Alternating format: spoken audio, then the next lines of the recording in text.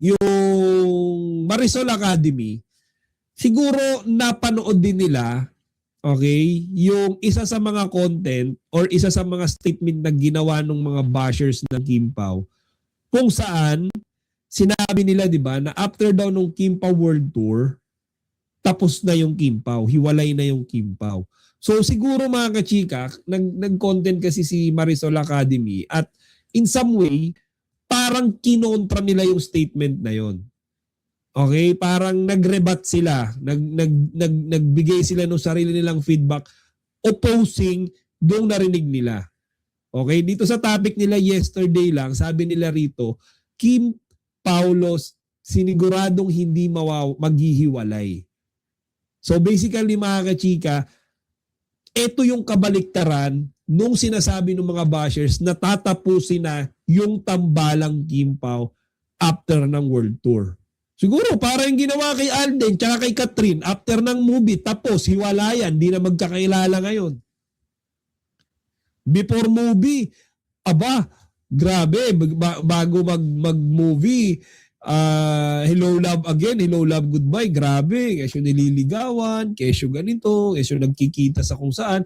After ng movie, hindi na magkakilala si Catherine tsaka si Alden, hindi na wala na lahat, na parang lahat nung ginawa nilang pa-sweet-sweet, scripted lahat, di ba?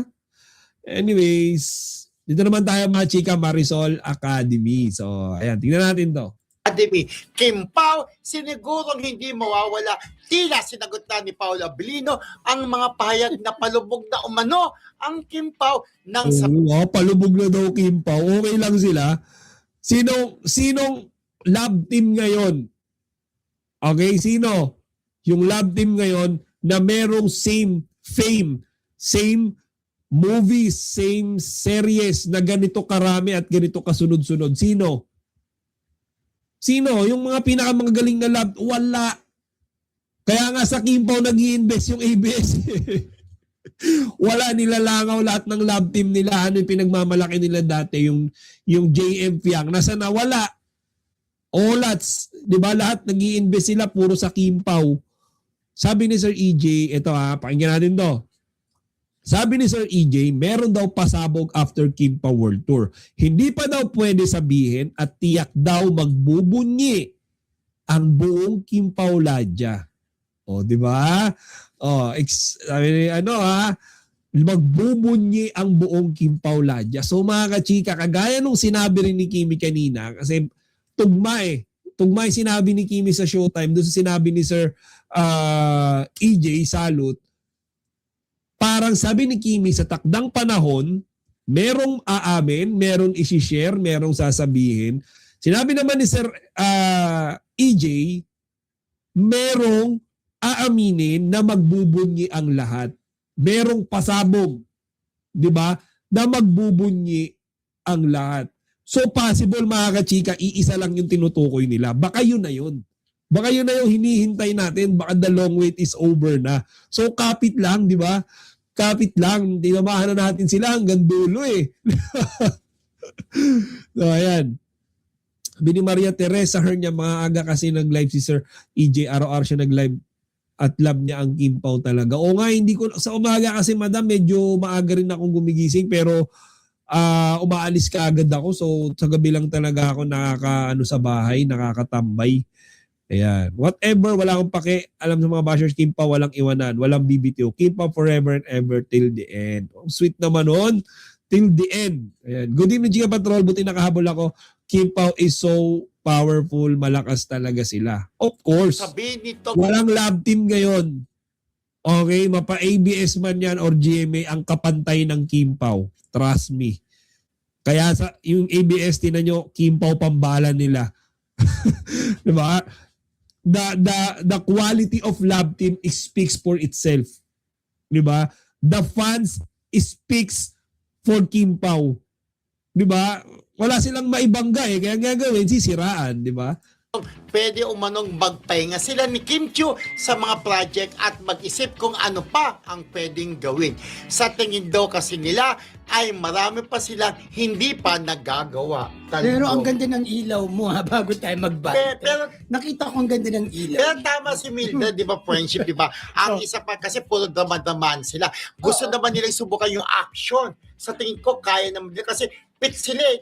Jogging-jogging, boxing-boxing, kumbaga, kaya nila Oo. action na naman. Correct. Oo, na-discuss ka natin Yung kapwa, pero ito, di ba? Maiba naman. Di ba yung parang, ayaw nila na pare-parehas ang ginagawa. Correct, Di ba? oo. Iba-iba Oo. din dapat. Kaya di ba Pero may, alam mo, may tour sila, di ba? Oo. Naalala mo nung press con kung saan nandun tayong tatlo, di ba? Parang meron daw siyang, di ba sabi nila nung Valentine's Day, hindi sila magkasama. Yep. Ngayon, inaaral daw ni meron daw inaaral si Paulo. Paulo na susunod niyang magiging Yep. role sa susunod niyang Actually, yung sinasabi nga mga kachika, no, parang action yata. Yun yung parang bulong-bulungan lang naman. Though it's not yet confirmed. Parang action yung inaay nila or pangarap nilang maging next, okay, na niche nung movie nila o role nila. So, ayan. Mukhang di pwede mag-extreme action si Pao kasi di ba meron na siya problem sa shoulder niya. I'm not sure if existing pa rin yung sa shoulder niya, pero so far, wala naman na siyang ibinalita na may iniinda pa rin siyang sakit. Okay, so siguro kung action movie man yan or extreme, okay, needs physical action, baka laylo lang si Paulo dyan. Or kailangan niya muna magpa-complete recovery or therapy. Okay, so ayan. Alam mo kachika, grabe ang git nila sa Kim Pao, lalo na may world tour sila. Kasi ang Kim Pao na nabigyan ng world tour sa lahat ng couple ever since. Very fragrance couple sila. Correct. Wala nga silang maitapat sa Kim Pao eh. Kaya nga nag-i-invest sila ng lahat ng puhunan, lahat ng oras, time, effort nila kay Kimi tsaka kay Paulo eh.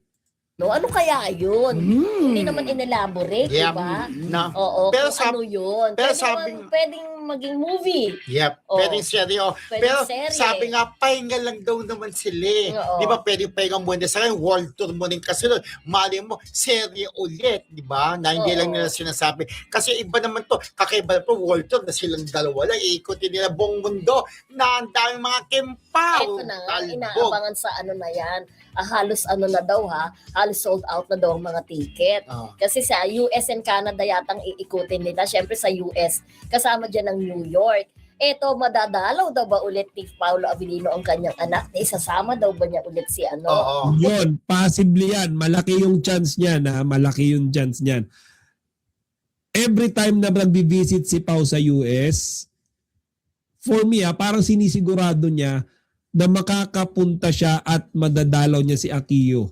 Okay? At ngayon, dati kasi, minimake sure niya mag-isa na madadalaw niya si Akiyo. Pero, di ba, nung nakarampon na nilang US, minimake sure niya na madadalaw nilang dalawa. Okay? Ganyan, nilang dalawa. Ni Kimi, si Akiyo. Kasi si Akiyo is kilala na ni Kimi, vice versa, Kimi knows Akiyo.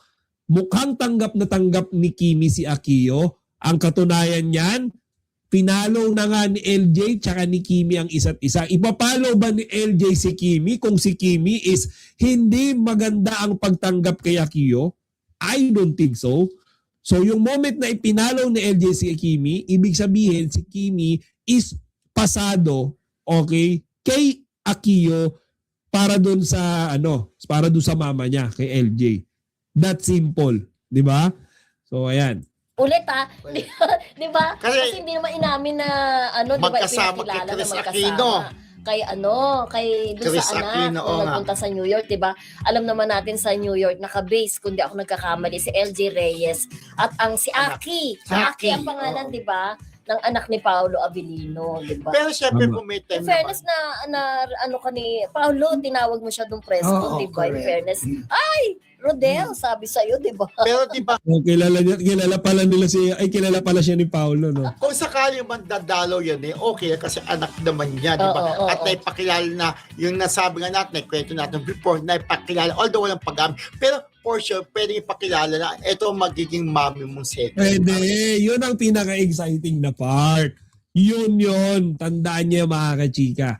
Yung pinaka-exciting na part, kapag ka ipinakilala na ni Paulo si Kimi as pwede mong maging second mother. Second mother. So, Chika, parang nangyari. Pag tinabi ni Paulo yun kay Akio, second mother mo si Kimi, sa utak ni Paulo, asawa niya na si Kimi. Di ba? Tingnan natin to. Dalaw yan okay kasi anak naman niya, di ba? At naipakilala na, yung nasabi nga natin, kwento natin before, naipakilala, although walang pag-amin. Pero for sure, pwede ipakilala na ito ang magiging mami mong second. Parang ganun. Second mother, nung pinaka nakakakilig na part eh. Pag pinakita ulit sila. Nagkita na yan. Ang dami nagsabi, hindi pa. Sabi kasi haka-haka lang. Di naman talaga nagkita na yan. Pupusta ako, nagkita na yan. Hindi magpa-followan si LJ tsaka si Kimi. Coincidence lang na pumunta dun si Kimi tsaka si Paulo tapos nawala sila sa social media, walang paramdam. Hindi coincidence yan mga kachika. Trust me, nagkita-kita yan. Umasa sila, no? Hindi ako So, feeling- abangan natin kung ano yung mga susunod na project na yan. Pero kayo ba, kayong dalawa ba, anong gusto nyo? Yung next project niya, syempre, after sila sa series, movie ba o serye? Para sa akin, serye pa rin. Seryo pa rin. Bakit? Oo. Kasi Sabi ni Madam Queen Catherine, sinabi ni Sir EJ dati na yung next project ng Kim Pao, mapanakit daw. Baka sobrang drama yung next project ng Kim Pao kasi baka suspense. Drama, suspense, mapanakit. Kahit ano pang sabihin ng mga bashers na yan, basta kami Kim Pao lang. Di ba? Tama si Madam Cecil eh. Yeah. gusto ko naman yung ibang klase serye, parang action-actionan naman. Hindi Ah, love ganon. story. Ikaw. Kaya naman nila. Ako, ang Tapos lang ng susunod. serye, di Ako, ba? pelikula. Oo. Pero yung medyo seryoso. Hindi Heavy katulad drama. nung, hindi Oo. katulad nung My Love Will Make You Disappear. Sana iba naman. Mga tipong John Lloyd at Bea Alonso. Oo, yung Na mga ganun ang ganyan. tema. Second chance, di ba? Oo, May ganon. kamatamaan. Correct. John Lloyd at Bea Alonso, pwede rin naman love team na heavy drama. Kasi yung movie nila dati is rom-com yun eh. Okay? Romance fantasy. Patawa rin, di ba? May pagka-comedy rin. So pwede rin naman mga kachika yung kagaya nung niche. Okay? Kagaya nung genre nung kay John Lloyd tsaka kay Bea. Yung alam niyo yun, yung parang nagkakilala nung mga estudyante pa sila, and then there's the time na alam niyo yun, naghiwalay sila due to breakup, and then na-realize na sila pa rin hanggang doon, so nalagyan ka ng second part, di ba, yung mag-asawa na sila. Pwede yun, maganda yun kasi serious yun and heavy drama yun. And naiiyak ako tuwing naalala ko yung One More Chance, nakakaiyak talaga siya. Ang balitang Kim Pao Love Team hinulaang mawawala na ay talagang nakakagulat at tiyak na ikinabahala ng maraming fans. Pero bago tayo magpadala sa emosyon, mahalagang himayin muna kung saan nanggaling ang hula at kung may basehan ba talaga ito. Ang tambalan ni Kim Chiu at Paolo Avellino ay hindi basta-basta nabuo. Nagsimula ito sa kanilang proyekto at lalong tumibay dahil sa natural na chemistry na nakita ng publiko. Mula sa mga guestings hanggang sa mga proyekto nila sa It's Showtime kung saan madalas mabanggit si Kim, ramdam ng fans ang connection nila, on-cam man o off-cam. Tungkol sa hula, karaniwan ang mga ganitong balita ay galing sa mga blind item, opinion ng vloggers, haka-haka ng netizens o kaya'y interpretasyon sa mga kilos nila.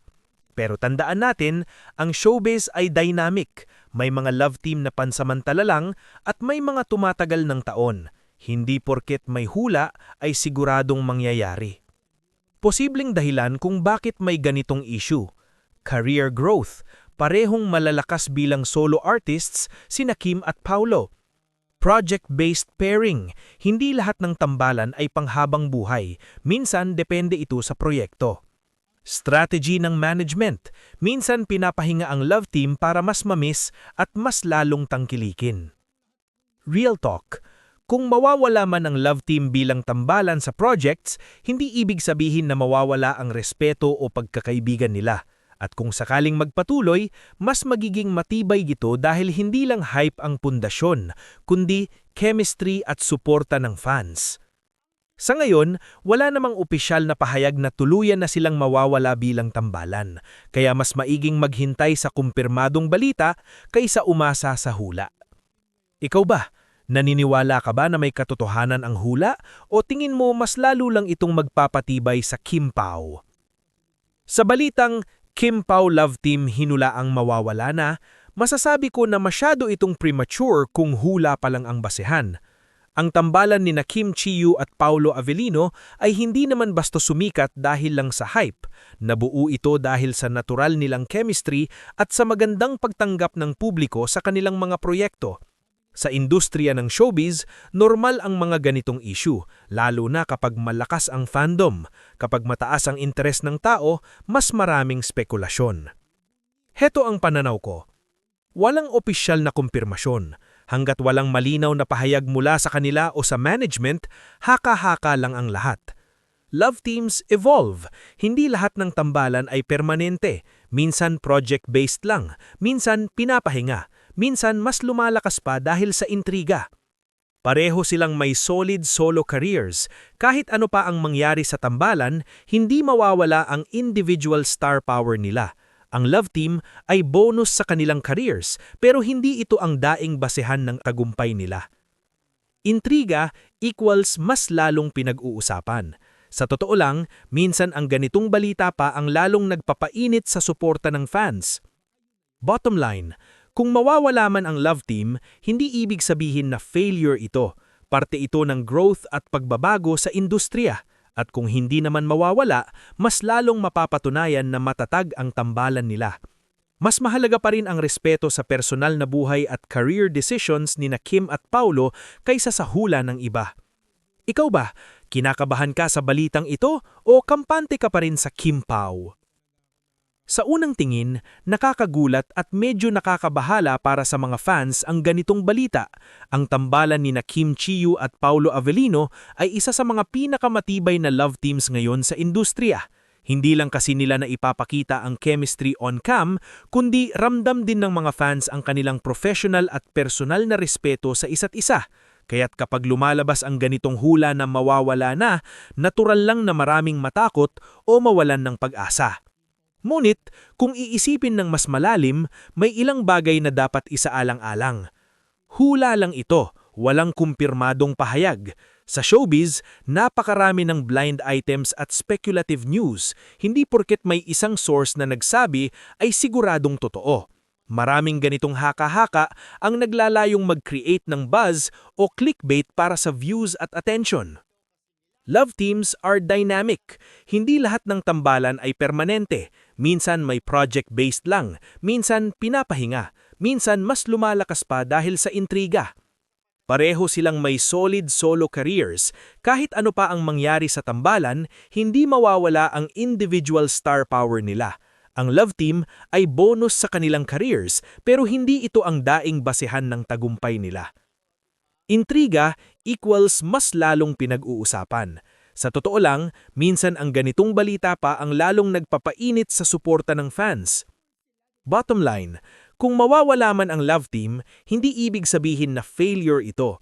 Parte ito ng growth at pagbabago sa industriya. At kung hindi naman mawawala, mas lalong mapapatunayan na matatag ang tambalan nila. Mas mahalaga pa rin ang respeto sa personal na buhay at career decisions ni na Kim at Paolo kaysa sa hula ng iba. Ikaw ba, kinakabahan ka sa balitang ito o kampante ka pa rin sa Kim Pao? Sa unang tingin, nakakagulat at medyo nakakabahala para sa mga fans ang ganitong balita. Ang tambalan ni na Kim Chiu at Paolo Avellino ay isa sa mga pinakamatibay na love teams ngayon sa industriya. Hindi lang kasi nila na ipapakita ang chemistry on cam, kundi ramdam din ng mga fans ang kanilang professional at personal na respeto sa isa't isa. Kaya't kapag lumalabas ang ganitong hula na mawawala na, natural lang na maraming matakot o mawalan ng pag-asa. Ngunit, kung iisipin ng mas malalim, may ilang bagay na dapat isaalang-alang. Hula lang ito, walang kumpirmadong pahayag. Sa showbiz, napakarami ng blind items at speculative news. Hindi porket may isang source na nagsabi ay siguradong totoo. Maraming ganitong haka-haka ang naglalayong mag-create ng buzz o clickbait para sa views at attention. Love teams are dynamic. Hindi lahat ng tambalan ay permanente. Minsan may project-based lang, minsan pinapahinga, minsan mas lumalakas pa dahil sa intriga. Pareho silang may solid solo careers. Kahit ano pa ang mangyari sa tambalan, hindi mawawala ang individual star power nila. Ang love team ay bonus sa kanilang careers, pero hindi ito ang daing basehan ng tagumpay nila. Intriga equals mas lalong pinag-uusapan. Sa totoo lang, minsan ang ganitong balita pa ang lalong nagpapainit sa suporta ng fans. Bottom line, kung mawawala man ang love team, hindi ibig sabihin na failure ito. Parte ito ng growth at pagbabago sa industriya. At kung hindi naman mawawala, mas lalong mapapatunayan na matatag ang tambalan nila. Mas mahalaga pa rin ang respeto sa personal na buhay at career decisions ni Kim at Paulo kaysa sa hula ng iba. Ikaw ba, kinakabahan ka sa balitang ito o kampante ka pa rin sa Kim Pao? Sa unang tingin, nakakagulat at medyo nakakabahala para sa mga fans ang ganitong balita. Ang tambalan ni Kim Chiu at Paulo Avellino ay isa sa mga pinakamatibay na love teams ngayon sa industriya. Hindi lang kasi nila na ipapakita ang chemistry on cam, kundi ramdam din ng mga fans ang kanilang professional at personal na respeto sa isa't isa. Kaya't kapag lumalabas ang ganitong hula na mawawala na, natural lang na maraming matakot o mawalan ng pag-asa. Ngunit, kung iisipin ng mas malalim, may ilang bagay na dapat isaalang-alang. Hula lang ito, walang kumpirmadong pahayag. Sa showbiz, napakarami ng blind items at speculative news. Hindi porket may isang source na nagsabi ay siguradong totoo. Maraming ganitong haka-haka ang naglalayong mag-create ng buzz o clickbait para sa views at attention.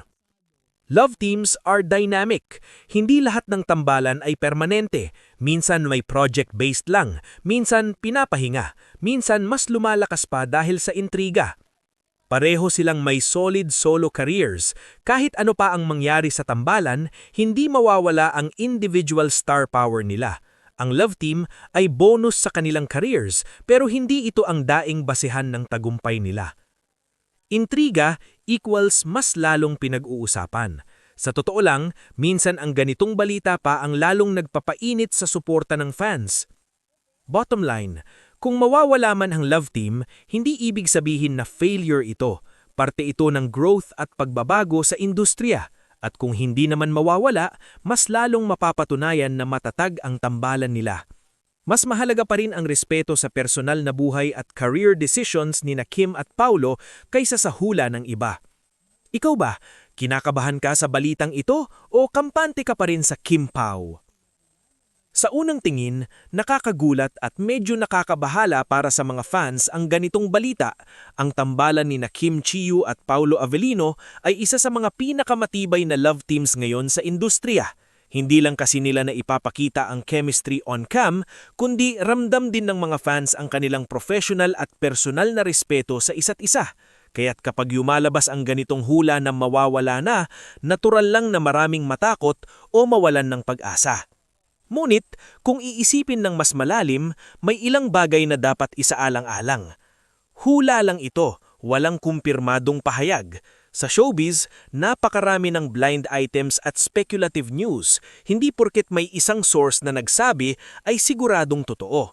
Maraming ganitong haka-haka ang naglalayong mag-create ng buzz o clickbait para sa views at attention. Love teams are dynamic. Hindi lahat ng tambalan ay permanente. Minsan may project-based lang, minsan pinapahinga, minsan